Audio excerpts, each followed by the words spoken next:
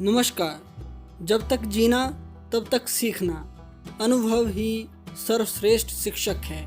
स्वामी विवेकानंद के इसी विचार के साथ हमारा टॉपिक कलेक्शन ऑफ डाटा, आंकड़ों का एकत्रीकरण का पार्ट 3 आज हम शुरू करने जा रहे हैं, जिसमें हम पढ़ेंगे प्रश्नावली एवं अनुसूचियों के माध्यम से सूचना संग्रह, एक अच्छी प्रश्नावली के गुण या विशेषताएं, आदर्श प्रश्नावली का नमूना और द्वितीयक आंकड़ों को एकत्रित करने की विधियां या तरीके। जैसा कि पार्ट 2 में हमने किया प्राथमिक आंकड़े एकत्रित करने की विधियां, जिसके अंतर्गत हमने प्रत्यक्ष व्यक्तिगत अनुसंधान, अप्रत्यक्ष मौखिक अनुसंधान, स्थानीय स्रोतों या संवाददाताओं से सूचना प्राप्ति को किया। अब हम करने जा रहे हैं इसकी अंतिम विधि, प्रश्नावली एवं अनुसूचियों के माध्यम से सूचना संग्रह। तो आइए अब करते हैं प्रश्नावली एवं अनुसूचियों के माध्यम से सूचना संग्रह। Information through questionnaires and schedules. अच्छा, इस विधि में अनुसंधानकर्ता क्या करता है? सबसे पहले अपने उद्देश्य को ध्यान में रखता हुआ प्रश्नावली तैयार करता है और इस प्रश्नावली के आधार पर वह 2 प्रकार से सूचनाओं को एकत्रित कर सकता है। तो पहली जो विधि आई इसके अंतर्गत तो आई डाक प्रश्नावली विधि और दूसरी गणक विधि या अनुसूची विधि। तो पहले हम करेंगे डाक विधि, मेलिंग मेथड। अभी हमने पढ़ा कि अनुसंधानकर्ता क्या करता है, अपने उद्देश्य को ध्यान में रखते हुए प्रश्नावली तैयार करता है। तो डाक विधि में क्या करेगा, वह इस प्रश्नावली को डाक के द्वारा जिनसे सूचना प्राप्त करनी है उनको भेजेगा और उनके द्वारा सूचना एकत्रित करेगा और साथ ही उनको यह विश्वास भी दिलाता है कि उनके द्वारा प्रदान की गई सूचनाओं को गुप्त रखा जाएगा।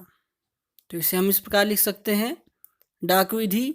इस विधि में प्रश्नावली सूचना देने वाले व्यक्तियों के पास डाक द्वारा भेज दी जाती है। प्रश्नावली के साथ एक पत्र भी भेजा जाता है जिसमें जांच के उद्देश्य स्पष्ट किए जाते हैं तथा सूचना देने वाले को यह विश्वास दिलाया जाता है कि उसके द्वारा भेजी गई सूचनाएं गुप्त रखी जाएंगी। प्रश्नावली प्राप्त करने वाला व्यक्ति प्रश्नावली में प्रश्नों का उत्तर लिखकर उसे वापस अनुसंधानकर्ता के पास भेज देता है। अब हम करेंगे इस विधि की उपयुक्तता, सुटेबिलिटी। नंबर 1, जहां पर अनुसंधान का क्षेत्र विस्तृत हो। अब विस्तृत क्षेत्र में यदि अनुसंधानकर्ता स्वयं जाएगा तो काफ़ी समय लगेगा, काफ़ी खर्चा आएगा और काफ़ी परिश्रम भी करना पड़ेगा। तो इसलिए जो डाक विधि है इसके द्वारा क्या करेंगे, घर से ही प्रश्नावली तैयार करके डाक के द्वारा काफ़ी बड़े क्षेत्र में भेजी जा सकती है और सूचना एकत्रित की जा सकती है। तो वहाँ के लिए यह विधि उपयुक्त है जहाँ पर सूचना प्रदान करने वाले लोग शिक्षित हों। यदि लोग पढ़े लिखे ना हों तो डाक विधि के द्वारा सूचना प्राप्त नहीं की जा सकती, क्योंकि प्रश्नों के लिखित उत्तर देने में वो सक्षम नहीं होंगे। अब है इस विधि के गुण।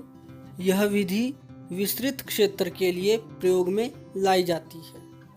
यह विधि कम खर्चीली होती है और इस विधि द्वारा संकलित आंकड़े मौलिक तथा विश्वसनीय होते हैं, क्योंकि सूचनाएं स्वयं सूचकों द्वारा दी जाती है।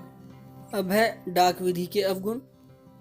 यह विधि लघु क्षेत्र के लिए उपयोगी नहीं है। अब क्यों नहीं है?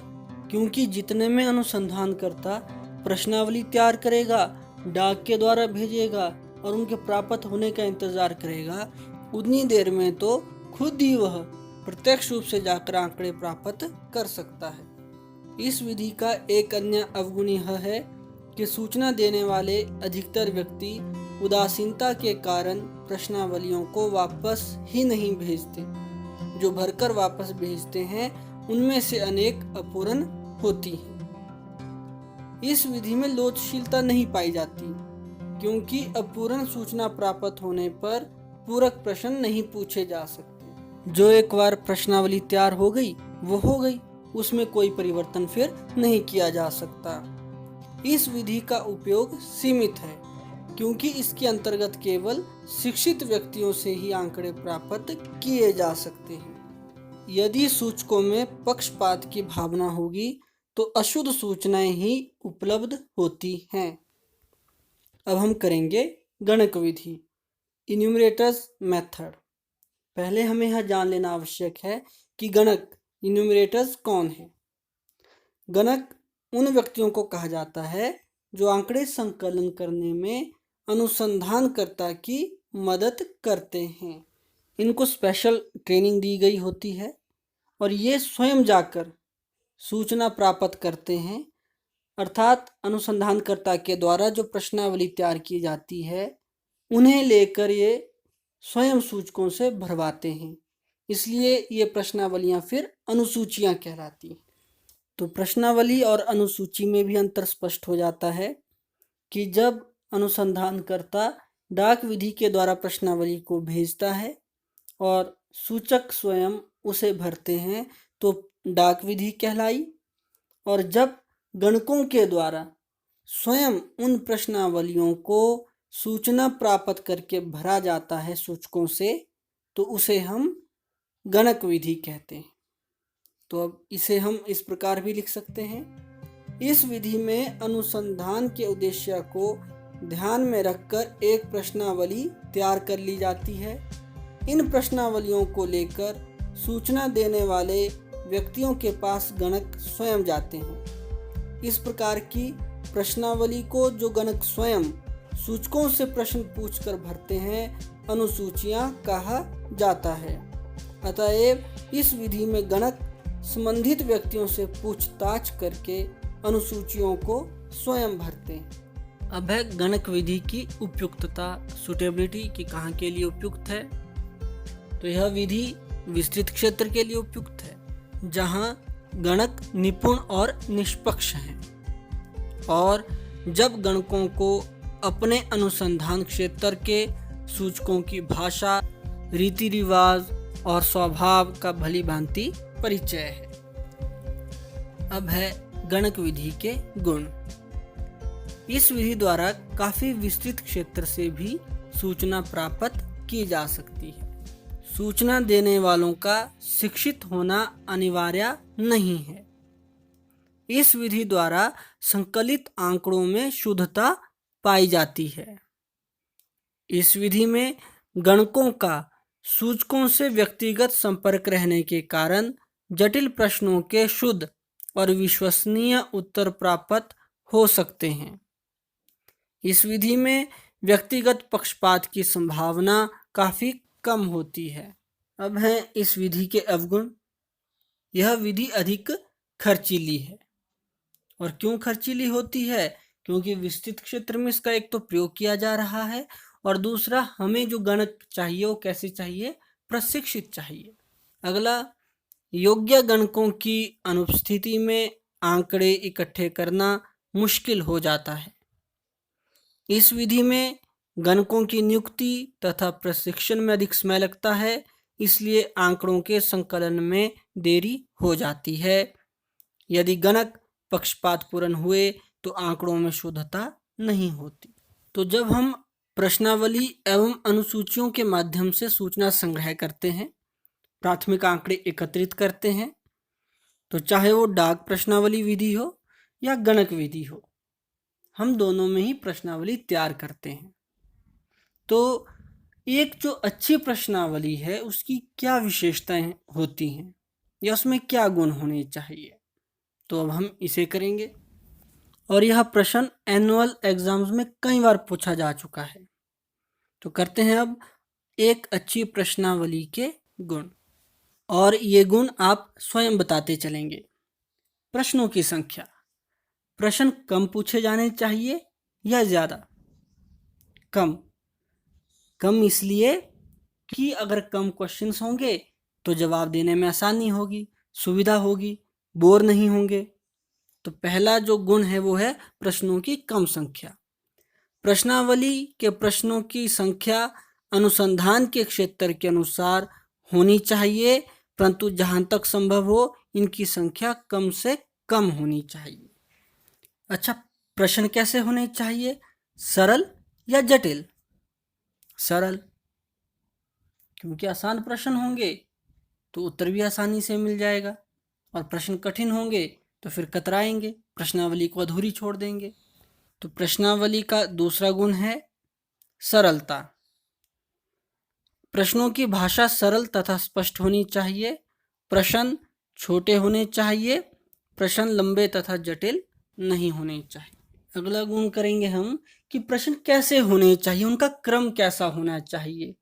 उचित क्रम में सिस्टमैटिक होने चाहिए कि हर कैसे पूछे जाने चाहिए। जैसे आपने ग्रेजुएशन की है तो आपका जवाब यदि हाँ होता है तो उसके बाद मैं आपसे पूछूं कि क्या आपने मैट्रिक की है, तो कोई तर्कसंगत प्रश्न तो नहीं हुआ, क्योंकि ग्रेजुएशन तो तभी होगी जब मैट्रिक की होगी। तो प्रश्नों का क्रम कैसा होना चाहिए? उचित। तो जो अगला गुण है एक अच्छी प्रश्नावली का, वो है प्रश्नों का उचित क्रम। प्रश्नों का एक उचित तथा तर्कपूर्ण क्रम होना चाहिए। क्या हमें ऐसे प्रश्न पूछने चाहिए जो दूसरे की भावना को ठेस पहुंचाए? बिल्कुल नहीं। तो अगला गुण है अनुचित प्रश्न नहीं होने चाहिए। प्रश्नावली में ऐसे प्रश्न नहीं पूछे जाने चाहिए जो सूचना देने वाले के मान सम्मान को ठेस पहुंचाए। अगला पॉइंट, अगला गुण है कि क्या ऐसे प्रश्न पूछे जाने चाहिए जिनसे कोई कंट्रोवर्सी उत्पन्न हो, कोई मतभेद उत्पन्न हो? ये भी बिल्कुल नहीं, ऐसे प्रश्न नहीं पूछे जाने चाहिए। तो अगला गुण है मतभेद रहित प्रश्न। प्रश्न ऐसे होने चाहिए जिनका उत्तर बिना पक्षपात के दिया जा सके। इस प्रकार के प्रश्न भी नहीं पूछे जाने चाहिए जिनसे किसी प्रकार के मतभेद की संभावना हो। क्या ऐसे प्रश्न पूछे जाने चाहिए जिनके लिए गणना करनी पड़े? नहीं, ऐसे प्रश्न भी नहीं होने चाहिए। तो अगला गुण है गणना।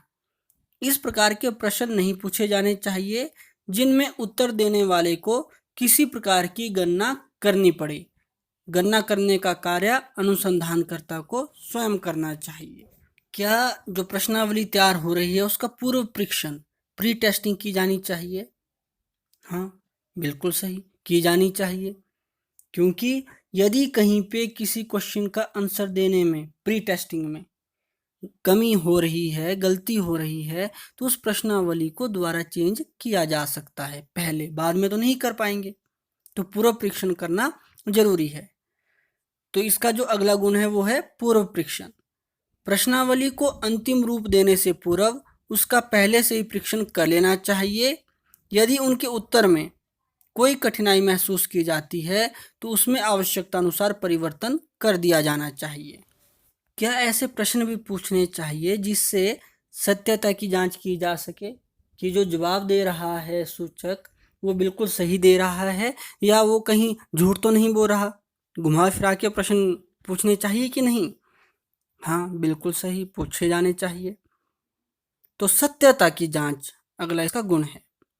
प्रश्नावली में ऐसे भी प्रश्न पूछे जाने चाहिए जिनसे उत्तरों की सत्यता की परस्पर जांच की जा सके। और इसके साथ जो अगला गुण है वो है निर्देश। प्रश्नावली को भरने के लिए उसमें स्पष्ट तथा निश्चित निर्देश देने चाहिए। और जो अंतिम गुण है वह है प्रश्नावली लौटाने की प्रार्थना। प्रश्नावली को भरकर वापस लौटाने की प्रार्थना की जानी चाहिए तथा यह भी विश्वास दिलाया जाना चाहिए कि सूचना गुप्त रखी जाएगी।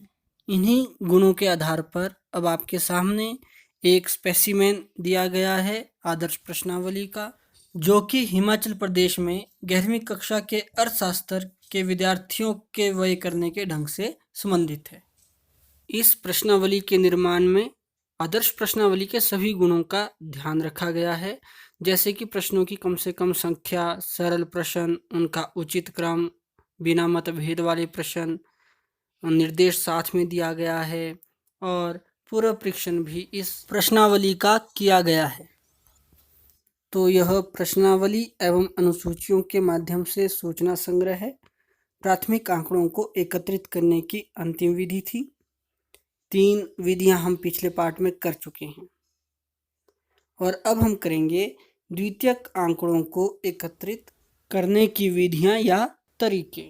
हम पहले ही पढ़ चुके हैं कि द्वितीयक आंकड़े वे आंकड़े हैं जो पहले ही किसी व्यक्ति या संस्था द्वारा एकत्रित किए जा चुके होते हैं। तो उसी आधार पर हम द्वितीयक आंकड़ों को दो तरह से प्राप्त कर सकते हैं। इसके दो स्रोत हैं, एक प्रकाशित और दूसरा अप्रकाशित। पहले हम करेंगे प्रकाशित स्रोत, पब्लिश्ड सोर्सेज, अर्थात ऐसे आंकड़े जो कि पहले ही प्रकाशित किए जा चुके हैं, जिनका प्रकाशन हो चुका है, हमने बस अपने उद्देश्य के लिए उनका प्रयोग करना है। वो प्रकाशन किसी व्यक्ति के द्वारा, किसी संस्था के द्वारा हो सकता है। तो फर्स्ट है इसका सरकारी प्रकाशन। केंद्रीय, राज्य तथा स्थानीय सरकारें अपने अपने स्तर पर बहुत सांख्यिकी तथ्य प्रकाशित करती है, जैसे एनुअल सर्वे ऑफ इंडस्ट्रीज जो केंद्रीय सरकार भी जारी करती है, राज्य सरकार भी। नंबर 2, आयोगों तथा समितियों की रिपोर्ट्स। सरकार द्वारा नियुक्त आयोग तथा विशेष समितियां कुछ मूल्यवान आंकड़े प्रकाशित करती है, जैसे कि राष्ट्रीय श्रम आयोग, वित्तीय आयोग आदि आंकड़े जारी करते हैं। नंबर 3, व्यापारिक संस्थानों तथा व्यापार साधनों के प्रकाशन तथा रिपोर्ट्स। भारत में कपास मिल संगठन, पटसन मिल, चीनी मिल संस्थान, स्टॉक एक्सचेंज, बैंक आदि अपने व्यवसाय संबंधी आंकड़े एकत्रित करके प्रकाशित करते हैं। नंबर 4, समाचार पत्र व पत्रिकाएं। समाचार पत्र जैसे इकोनॉमिक टाइम्स, फाइनेंशियल एक्सप्रेस आदि अपने विशेष विषय के आंकड़े एकत्रित करके प्रकाशित करते हैं। नंबर 5, विश्वविद्यालयों तथा संस्थानों में अनुसंधान कार्य। सांख्यिकी सूचना प्रदान करने में यह भी एक महत्वपूर्ण साधन है। National council of applied economic research, foundation of scientific and economic research आदि भी बहुत मूल्यवान आंकड़े प्रकाशित करते हैं। नंबर 6, अंतर्राष्ट्रीय संस्थाओं के प्रकाशन। विभिन्न अंतर्राष्ट्रीय संस्थान जैसे यूएनओ, आईएमएफ आदि के सरकारी प्रकाशन मूल्यवान अंतर्राष्ट्रीय आंकड़े प्रकाशित करते हैं। ये थे इसके प्रकाशित स्रोत। अब वैसे ही द्वितीयक आंकड़ों के अप्रकाशित स्रोत, अनपब्लिश्ड सोर्सेज। जब किसी व्यक्ति या संस्था द्वारा कुछ आंकड़े एकत्रित किए जाते हैं परंतु उनका प्रकाशन नहीं होता और वह आंकड़े किसी दूसरे व्यक्ति द्वारा प्रयोग किए जाते हैं, तो उसे हम अप्रकाशित आंकड़े कहते हैं। सरकारी तथा निजी विभागों द्वारा संभाल कर रखे गए रिकॉर्ड, खोज संस्थाओं द्वारा किए गए अध्ययन आदि इसके अंतर्गत आते हैं। अब यहाँ आपके सामने एक वर्कशीट दी गई है, आपने इसे कंप्लीट करना है। यदि कहीं पर आपको कोई प्रॉब्लम आती है तो कमेंट बॉक्स में आप ज़रूर लिखें। इसके साथ हमारा टॉपिक कलेक्शन ऑफ डाटा, आंकड़ों का एकत्रीकरण यहीं पर कंप्लीट होता है। फिर मिलते हैं आपसे अब नए टॉपिक के साथ, तब तक बाय।